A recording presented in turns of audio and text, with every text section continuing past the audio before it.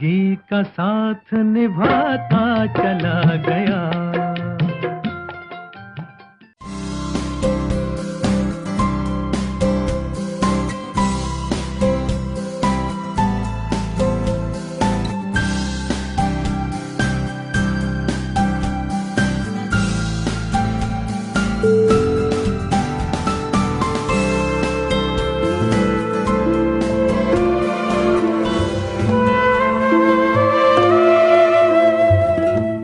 मैं शिवराज, एडवोकेट शिवराज कोलीकर, बाबा साहब डॉक्टर अंबेडकर से प्रेरित हूं। पक्का विश्वास है मेरा कि सिवाय बाबा साहब के जीवन का कोई मतलब नहीं। और बाबा साहब डॉक्टर अंबेडकर ने जो राह दिखाई, तथागत बुद्ध की शरण दिलाई, ये एकमात्र रास्ता है मेरे जीवन के उत्थान का। और सद्धम्म की इस राह पर चल पड़ा हूं। अकेला ही नहीं, मेरे जैसे उन लाखों लोगों को लेकर जो सदियों से मानसिक, सांस्कृतिक, धार्मिक गुलामी के अंधेरे में तड़प रहे हैं, उन सब को लेकर। वैसे पेशे से वकील हूं मैं। चलो बुद्ध की ओर अभियान वाला धम्म सारथी एडवोकेट शिवराज कोलीकर, यही पहचान है मेरी।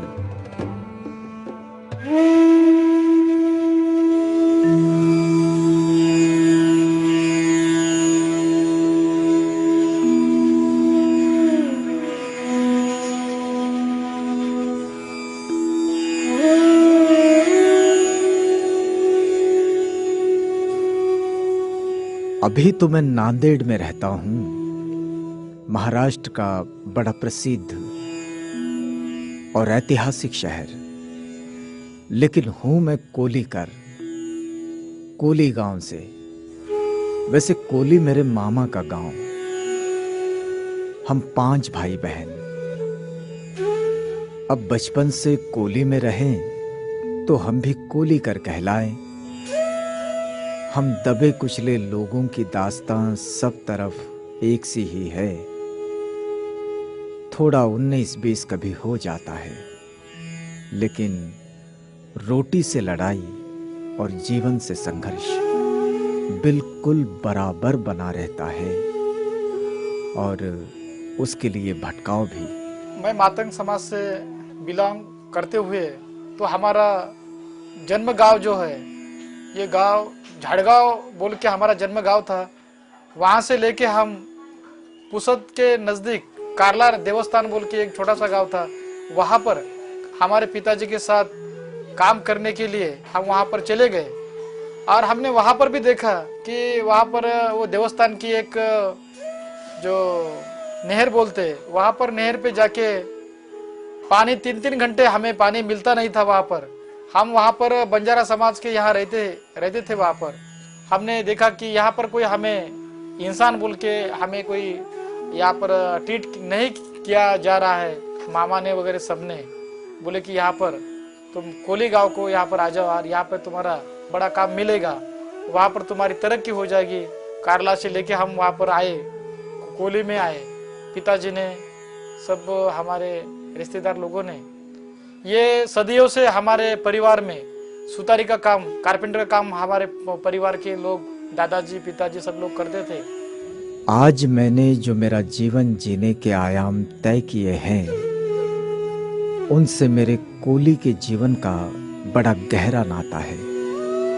और मुझे लगता है कि यहीं से मेरे आज के इस सार्वजनिक जीवन की नींव पड़ी और मैं धम्म दीक्षा के इस अभियान में आया। हुआ यूं कि हमारे गांव में भजन का प्रोग्राम, बाबा साहब का प्रोग्राम वहाँ पर हर 4 दिन में, 8 दिन में वहाँ पर अरेंज होता था। और वही माहौल में जब बाबा साहब के गीत हम वहाँ पर सुनते थे, बड़े जलसे वहाँ पर आते थे।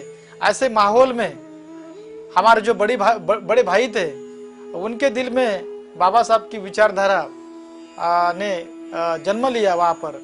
और भाई के साथ चलते चलते हम भी, जब ये कार्यक्रम होते थे वहाँ पर, तो कार्यक्रम में हम शामिल होते थे। धीरे धीरे इस विचारधारा की तरफ हमारा झुकाव आगे यहाँ पर होते रहा। स्कूली पढ़ाई तो चल ही रही थी, साथ में बाबा साहब के आंदोलन की पढ़ाई भी जुड़ गई।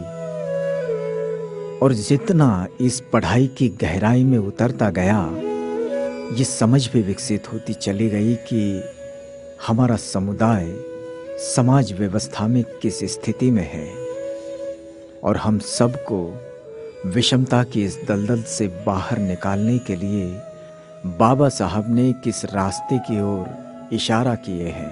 भीमराव पाइकराव बोल के हमारे मामा, जब हम 10वीं की कक्षा में थे तब मैं उनके साथ दीक्षा भूमि पे गया। वहाँ पर मैंने ये जो बाबा साहब की क्रांति, धम्म क्रांति देखने के बाद मैंने वहाँ पर संकल्प किया कि मुझे बाबा साहब की राह पर चलना है।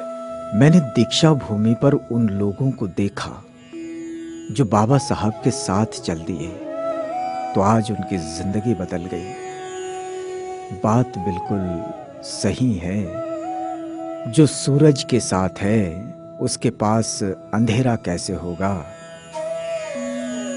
वो लोगों का हुजुम, वो किताबें, उन किताबों की चाहत, जीवन का आकर्षण और जागरूकता, मार्गदर्शन, मैं बड़ा प्रभावित हुआ। सोचने लगा कि इस समाज व्यवस्था में हमारा स्थान भी तो वो ही है। हम अपने ही भाइयों से इतने दूर क्यों हैं? मुझे समझते देर न लगी और दीक्षा भूमि के उजाले में नहाकर मैं गांव लौटा, आत्मविश्वास से लबरेज। यहाँ पर हदगांव तहसील में जब आए तो वहाँ पर ये बाबा साहब की विचारधारा धीरे धीरे बढ़ती गई। शाहीर लोग थे, जैसे महाकवि वामन दादा कर्डक जी गांव गांव जाते थे, शाहीर साबड़े बोल के भी जाते थे। ऐसे बड़े कार्यक्रम पे हम शामिल होते होते इस बाबा साहब की विचारधारा की तरफ हम पूरे दिल से यहाँ पर हमारा झुकाव यहाँ पर हमारे परिवार से हुआ। मैंने दीक्षा भूमि लौटने के बाद जो रास्ता अख्तियार किया वह सीधा नहीं था और सरल भी नहीं, क्योंकि धार्मिक आस्था मन में बसी हुई होती है।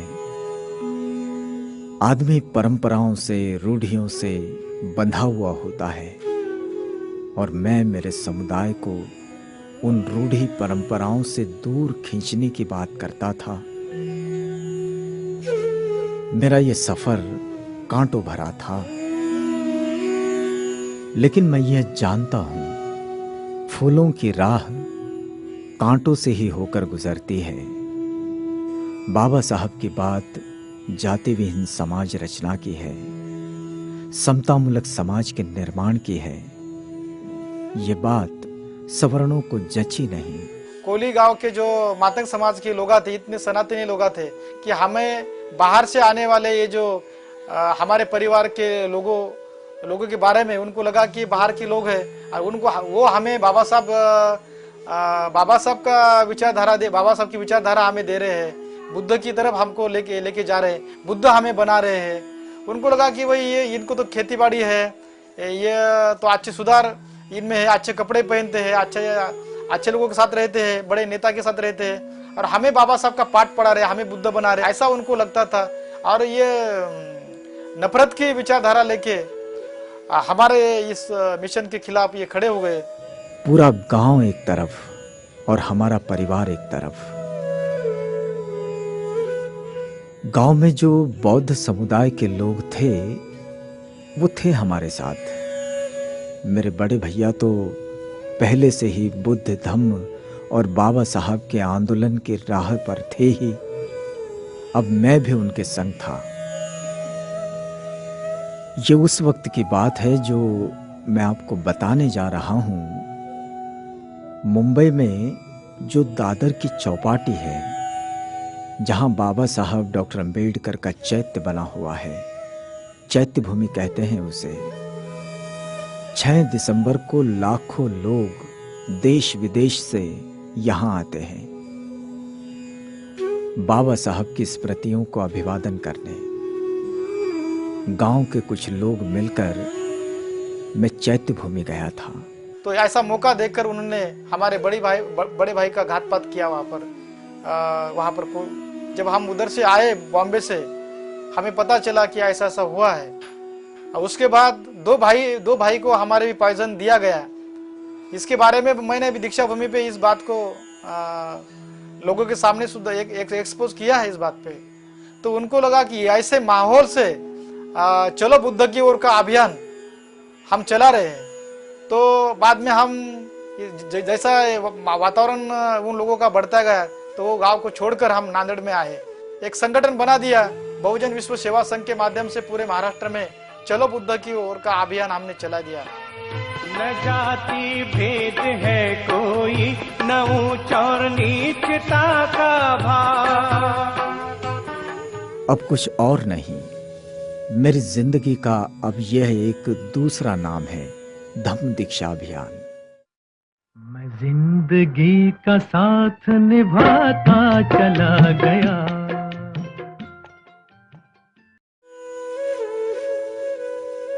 इसमें मेरी जिंदगी प्रभावित तो हुई। एक नई जगह पर अपने आप को स्थापित करना बड़ा मुश्किल होता है, लेकिन मेरी जिंदगी में एक बहुत बड़ा लक्ष्य मैंने बना रखा है कि हमारे पूरे समुदाय को बुद्ध धम्म में प्रविष्ट करना, क्योंकि इसके सिवाय उन्नति का कोई दूसरा रास्ता नहीं है। हमारा समुदाय बड़ी कठिनाइयों में जीवन यापन कर रहा है। इसे एक कल्याण मित्र की आवश्यकता है, लेकिन ये बात भी उतनी ही सच है कि लोग जातियों में बटे हुए हैं और अपनी जाति का अभिमान भी बहुत है लोगों में। बड़ा बुरा लगता है जब लोग महामानवों को, राष्ट्र पुरुषों को भी जातियों में बांट लेते हैं। और थोड़ा थोड़ा अन्ना भाऊ साठे के बारे में लोग यहाँ पर सुनते थे। कार्यक्रम, छोटी जयंती के कार्यक्रम के रूप में लोग एक गट्टा होते थे वहाँ पर। जिस प्रकार से हमने शुरू किया, तो हमने बोला कि बाबा साहब का विचार जो है, जगह बदल घालूनी घाव सांगून गेले मुझे भीमराव, ऐसा जो अन्ना भाऊ साठे का संदेश था, तो इस संदेश के माध्यम से हमने सही तरीके से अन्ना भाऊ साठे का विचार हमारे अभियान के माध्यम से हमने चलाया उस दिन कि सदियों से ये समाज को, मातंग समाज को अपने कब्जे में रखने के लिए इनका दिल और दिमाग, इनका मन और मस्तिष्क, मातंग समाज के लोगों का मन और मस्तिष्क, इनका मन ही इन्होंने मारा था। तो इसलिए इनसे ऊपर उठकर हमें हमारे मुक्ति पथ के लिए बाबा साहब के विचारों के राह पर, अन्ना भाऊ साठे ने कहा था कि बाबा साहब के राह पर चलो, बाबा साहब ने कहा कि बुद्ध की राह पर चलो। इस विचार को लेकर, इस मिशन को हमने एक संगठन बना दिया। बहुजन विश्व सेवा संघ के माध्यम से पूरे महाराष्ट्र में चलो बुद्ध की ओर का अभियान हमने चला दिया। न जाति भेद है कोई, न ऊंच और नीचता का भाव। जुदा हर दोष अवगुण से तथागत बुद्ध का वो गाँव।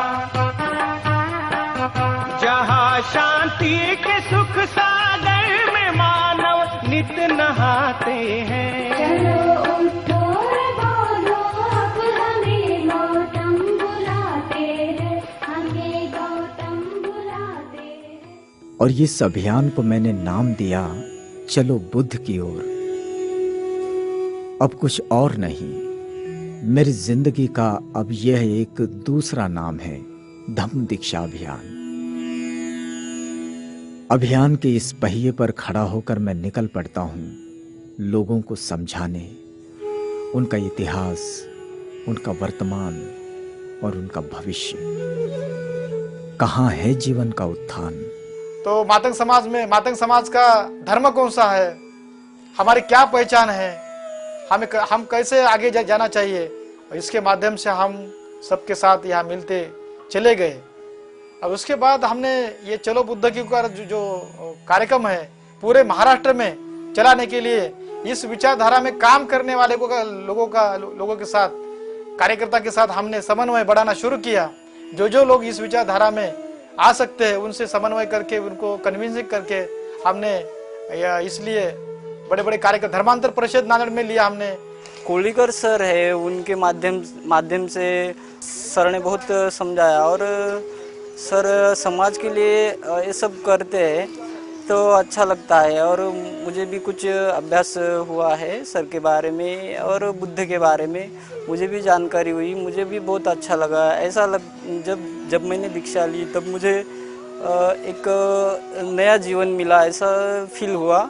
माझे मित्र ॲडव्होकेट शिवराज कोळीकरांच्या संदर्भामध्ये माझ्या जीवनामध्ये जे काही आठवणी आहेत त्या आठवणी सांगताना एवढा प्रचंड आनंद होतोय की मातंग समाज हा चळवळीमध्ये काम करत असताना परिवर्तनाची चळवळ स्वीकारत नाही आणि परिवर्तनाच्या चळवळीमध्ये मातंग समाजाला सहभागी करण्याचं काम पहिल्यांदा माझ्या माहितीप्रमाणे शिवराज कोळीकरांनी केलंय। आता सेवानिवृत्त झाल्यानंतर समाज कार्याकडे मी ओढ घेतली, त्यासाठी मला जी प्रेरणा मिळाली ती माननीय ॲडव्होकेट शिवराज कोळीकर यांच्याकडून आणि शिवराज कोळीकर यांनी मातंग समाजाने बौद्ध धर्माकडे वळावे यासाठी अभियान सुरू केलं। त्या अभियानाचं नाव आहे चलो बौद्ध की ओर आणि या अभियान सुरू केल्यामुळं आम्हाला सुद्धा याच्यातून प्रेरणा मिळाली। मी माझ्या कल्पनेतून शिवराज कोळीकर यांना ही माहिती दिली, त्याप्रमाणे मला या बाबतीमध्ये चांगल्या प्रकारे मार्गदर्शन केलं। बड़ी जद्दोजहद के बाद अब जाकर लोग कहीं मेरी बात समझने लगे हैं और धम्म दीक्षा अभियान को तवज्जो देने लगे हैं। इस अभियान के अनुभव भी कुछ कड़वे हैं तो कुछ मीठे हैं, लेकिन एक बात जो मेरी समझ में आई वो ये है कि लोग अपने ही लोगों की बात सुनते हैं और मानते भी, और सब अपने अपने दायरे में रहना पसंद करते हैं।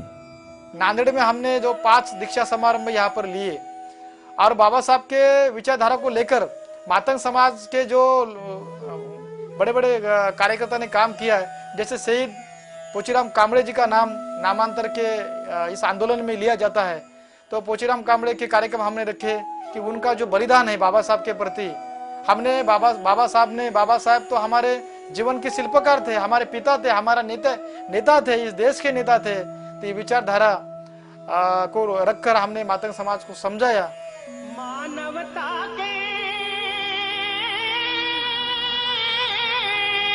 मानवता के हक दिलवा कर जीवन का जो दान दिया, दीक्षा देकर भीम ने हमको मुक्ति का वरदान दिया।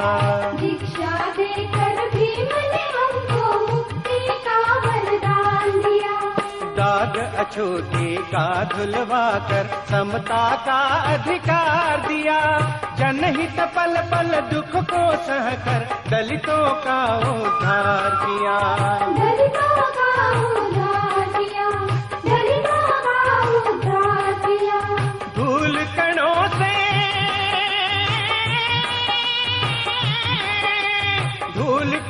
से तुच्छ जनों को मान का ऊंचा स्थान दिया। दीक्षा देकर भीम ने हमको मुक्ति का वरदान दिया। दीक्षा देकर भीम ने हमको मुक्ति का वरदान। बाबा साहब डॉक्टर अम्बेडकर की बात लोगों के जहन में उतारते उतारते मेरी अपनी जिंदगी अपने परिवार से काफी दूर होती चली गई। खैर, ये बात तो लाजिमी भी है कि कोई बात बनती है तो कुछ बिगड़ता भी है, लेकिन मेरी जिंदगी तो मेरे परिवार से ज्यादा मेरे समुदाय के करीब है, और मुझे लगता भी है कि इस बात से मेरे घर परिवार को काफी मुसीबतों का सामना करना पड़ता है। फिर भी जितना बन सके उतना ध्यान मैं परिवार पर दे देता हूं, लेकिन इस बात का इल्म तो है मुझे, सिर्फ इतने से काम नहीं चलता, परिवार की शिकायत तो रहती ही है। खैर, परिवार की संतुष्टि के अपने मायने कुछ और होते हैं। चलिए मेरे परिवार को आपसे मिलाता हूं। जे भीम माझं माझं नाव आहे समीक्षा शिवराज कोळीकर. मी 3री मध्ये आहे. माझ्या शाळेचं नाव महात्मा फुले बाबानगर नांदेड. मी माझ्या पप्पासोबत औरंगाबादला गेले होते भाषणला. पप्पा स्टेजवर भाषण देऊ लागले. मला मनामध्ये वाटत होतं की मी पण एका दिवशी असं स्टेजवर भाषण द्याव पप्पांसारखं. एकदा माझ्या शाळेमध्ये भाषण सुरू झालं होतं. मग मी पण भाषण द्यायला शाळेमध्ये. मोठी झाल्यावर मी कलेक्टर बनणार. आणि माझे पप्पा मातंग समाजाचे कार्यकर्ते आहेत. ते समाजासाठी खूप काही करतात. मला त्यांच्यावर गर्व आहे. मला मोठे चालून पप्पासारखं बनायचं आहे. पप्पा समाजासाठी खूप काही करतात. रात्रंदिवस समाजासाठी व्यस्त राहतात. म्हणजे लग्नाला 15 वर्ष होत आहे आणि 2091 पासून सर याच्यामध्ये काम करत आहे साहेब. दीक्षा देणे, मातंग समाजामधल्या मुलांना मुलींना सांगणे, बुद्धाकडे वळवणे, नंतर सतत कार्यक्रम वगैरे सुरू राहतात आणि 4 शब्द पण चांगले सांगतात. घरी आल्यानंतर पण थोडा आम्हाला वेळ देतात. मुलांचा अभ्यास वगैरे, घराकडे लक्ष देणे आणि त्यांच्यासोबत कार्यक्रमामध्ये हर वेळेस मी राहतेच. जेव्हापासून माझं लग्न झालं तेव्हापासून मी त्यांच्या कार्यकर्त्यांचं करत आहे बघा. रोजचं कोण ना कोणीतरी सुरूच असते घरामध्ये. थोडं कधी राग पण येतो कारण घराकडे थोडं दुर्लक्ष झालं की बघ एकदम असं वाटते ना कधी कधी. घराकडे लक्ष द्यावं, एखादा जॉब वगैरे बघा, आपल्या वकिलीमध्ये त्यांनी लक्ष द्यावं. कारण ते समाजाकडे जेव्हा लक्ष देतात त्यावेळेस थोडं घरामध्ये पण आर्थिक परिस्थिती थोडंसं हेच आहे ना, त्यांच्यावर सगळं आहे ना घरामध्ये अवलंबून. एक बात तो है कि परिवार के सहयोग के बगैर कोई सार्वजनिक काम तो हो नहीं सकता. एक एडवोकेट के घर में रोटी से चलता ये कड़ा संघर्ष, और इसमें भी मेरे इस परिवार की, मेरे ध्येय में एकजुटता मुझे और मजबूती से कार्य करने को प्रेरित करती है. आणि त्यांच्यासोबत पण मी जाते औरंगाबादच्या कार्यक्रमांमध्ये, परत नागपूरला वगैरे कार्यक्रम झाला तेव्हा, मुंबईला कार्यक्रमांमध्ये जाते. मग माझ्या शेजारी पण माझ्या मैत्रीण वगैरे असते, त्यांना मी थोडं धम्माबद्दल सांगते समजावून. आणि दर रविवारी एखाद्या आठवड्यातून आम्ही विहारामध्ये जातो 3-4 मैत्रीण वगैरे मिळून. आणि मग थोडा वेळ तिथं बसून वंदना वगैरे घेऊन परत घरी येतो. आणि पौर्णिमेला वगैरे घरी मुलांसहित पांढरे वस्त्र वगैरे घालून दीक्षा घेतो आम्ही. और मातंग समाज में अभी सोच बन रही है कि बाबा साहब की राह पर हमें चलना पड़ेगा. और अन्ना भाऊ साठे ने जाते जाते कहा है कि हमें बदलना होगा. हमारा जीवन, हमारा समाज और ये जो पूरा विश्व है, इस विश्व को बदलने के लिए मैं जिंदगी का साथ निभाता चला गया.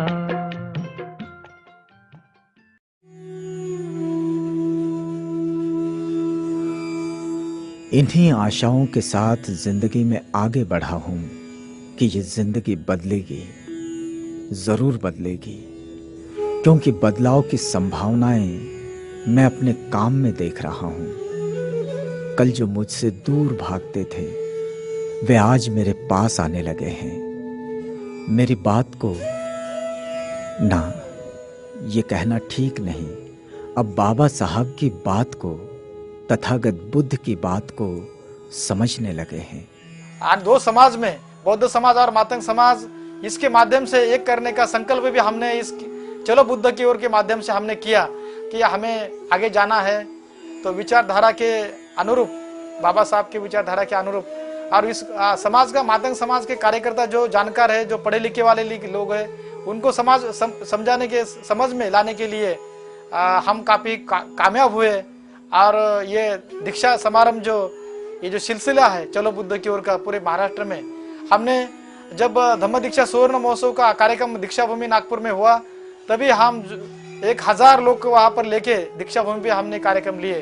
काफी लोग कार्यकर्ता हमारे साथ इस चलो बुद्ध की ओर के अभियान में जुड़ गए.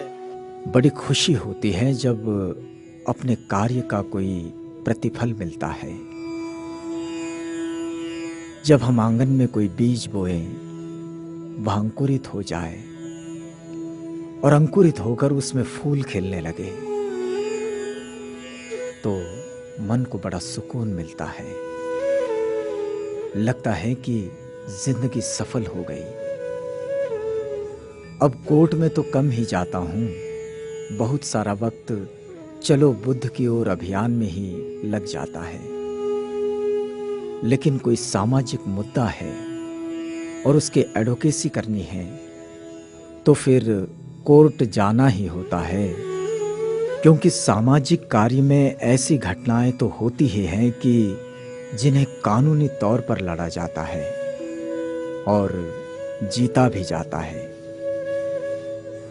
ये मेरे कुछ एडवोकेट मित्र हैं जो मेरी कानूनी लड़ाई में मेरे साथ आते हैं।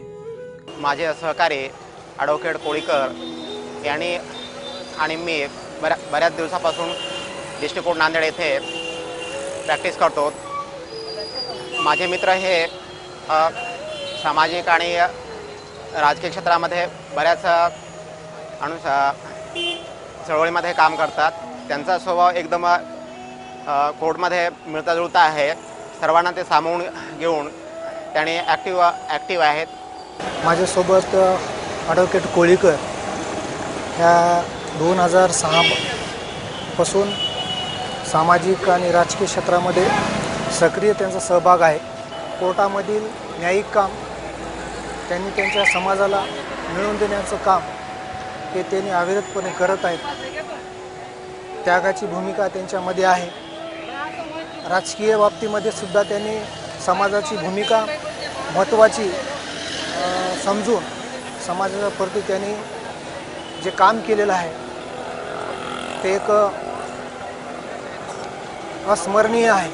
कोळीकर यांच्या मोमेंटमध्ये धम्माचं व्यासपीठ मध्ये बुद्धांचं धम्म स्वीकारण्याच्या संदर्भात अनेकांना परिवर्तित करून त्यांना धम्म दीक्षा देण्याचे काम माननीय ॲडव्होकेट शिवराज कोळीकर यांच्या माध्यमातून महाराष्ट्रभर कार्य करत आहे। मी स्वतः माझ्या कुटुंबासह चलो बुद्धो के ओर या व्यासपीठावर बुद्ध धम्म स्वीकारलेला आहे।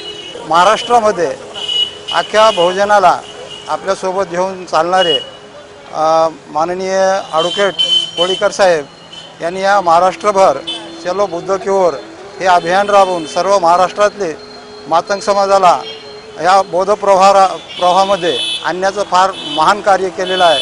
और मातंग समाज में अभी सोच बन रही है कि बाबा साहब की राह पर हमें चलना पड़ेगा। और अन्ना भाऊ साठे ने जाते जाते कहा है कि हमें बदलना होगा, हमारा जीवन, हमारा समाज और ये जो पूरा विश्व है, इस विश्व को बदलने के लिए बाबा साहब की विचारधारा इस जीवन को, अपने संसार को बदल सकती है। बहुजन समाज को बुद्धमय करना, यह हमने संकल्प किया है। और इस संकल्प को जब मैंने अपने जीवन का एक बड़ा संकल्प बनाया तो एक बड़ी सफलता भी मेरे सामने आई। अमरावती में कार्यकर्ता मिले, वाशिम में कार्यकर्ता मिले, यवतमाल में कार्यकर्ता मिले, नागपुर में कार्यकर्ता मिले, भंडारा में कार्यकर्ता मिले। और ये अभियान नांदेड़ से होते, वाशिम से, यवतमाल से होके, वर्धा से होके नागपुर में आया। नागपुर में भी हमने वहाँ का दीक्षा का कार्यक्रम वहाँ पर लिया और काफ़ी लोग नागपुर के जो लोग थे मातंग समाज के, वो भी लोग वहाँ पर शामिल हुए। 4 दीक्षा समारंभ हमने वहाँ पर किए। और ये जो सिलसिला था चलो बुद्ध की ओर का, ये सिलसिला दीक्षा भूमि से पूर्ण विदर्भ लेके हमने वहाँ से 27 मई 2007 में ये रेस कोर्स के मैदान पर वहाँ पर दीक्षा समारंभ, वहाँ पर दीक्षा समारंभ में 25,000 मातंग समाज के लोग वहाँ पर शामिल हुए। और उसका परिणाम ज़्यादा बड़े पैमाने पर मातंग समाज में हुआ। कोळीकर शिवराज साहेब आमच्या शेजारी असतो। खूप चांगला स्वभाव आहे त्यांचा आणि त्यांची मिसेस माझी फ्रेंड आहेत। आम्ही एकत्र असतो, एकत्र मिळून जातो, मिळून राहतो। त्यांनी नेहमीप्रमाणे हे करतात, चांगले राहतात आणि कार्य करतात, तर कार्यामध्ये धडपड करत असतात। औरंगाबाद, मुंबई त्यांच्या सेवेमध्येच असतात त्यांनी। कोळीकर साहेबाच्या शेजारी राहतो। आतापर्यंत आमचा समाज मागे होता, आता कोळीकर समाजाकडून साहेबाकडून माहिती भेटाली म्हणून थोडं आता आम्ही अंधश्रद्धेतून बाहेर निघालो। आता थोडं मुलं बाळं शिकायला चाललेत, थोडी आता माहिती भेटाली आम्हाला। शिवराज कोळीकर ॲडव्होकेट साहेब तत्पर असतात आपल्या कार्यक्षमतेमध्ये। अण्णाभाऊ साठेचे विचार, आंबेडकरांचे विचार आणि अंधश्रद्धा निर्मूलनाबद्दल तंतोतंत अगदी तत्परतेने रात्रंदिवस कार्यक्षम असतात. शेजाऱ्यांचे वगैरे 5 वर्षापासून मी बघते. 5 वर्षाच्या काळात तन धनाने सर्वांच्या सेवेत हजर असतात. एडवोकेट शिवराज कोलीकर ये हमारे वकील साहब है. उन्होंने दिन रात बहुत मेहनत करते, गांव-गांव घूम के प्रचार करते और 5 मिनट भी वेस्ट नहीं करते. गांव-गांव घूम के सब लोगों को मीटिंग लेके प्रचार करते. और मेरे को भी बहुत उनका नेचर, उनकी बहुत पसंद आते. चलो बुद्ध की ओर अभियान के लिए मैंने बौद्ध साहित्य से ऐसे चरित्र चुने जो हमारे समुदाय को प्रेरणा देते हैं और हमारे वैभवशाली इतिहास को गौरवान्वित करते हैं. हमने प्राचीन इतिहास की जो धरोहर है कि राजा प्रसेनजीत का इतिहास हमें मिला. इतना ही नहीं, प्रकृति चांडाली का जो इतिहास है कि मातंग समाज प्राचीन काल के समय में, भगवान गौतम बुद्ध के समय में मातंग समाज बुद्धमय वहाँ पर हुआ था. और कश्यप मातंग जो चीन में गए और चीन में भी उन्होंने बुद्धिज्म को फैलाव करने का काम, प्रचार करने का काम कश्यप महाथेरो मातंग समाज के धम्मगुरु उन्होंने काम किया है.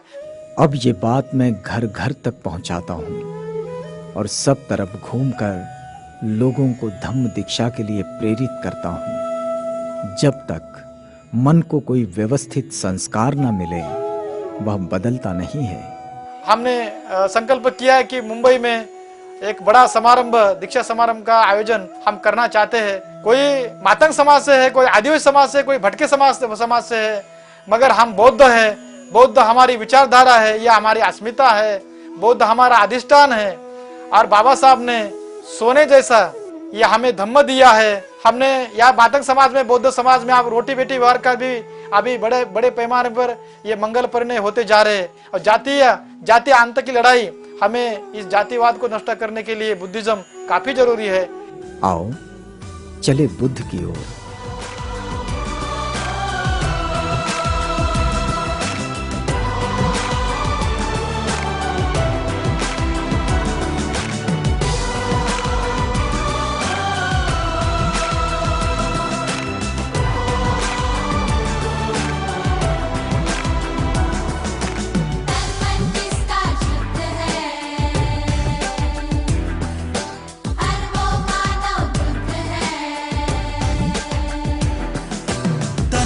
जिसका शुद्ध है हर वो मानव बुद्ध है.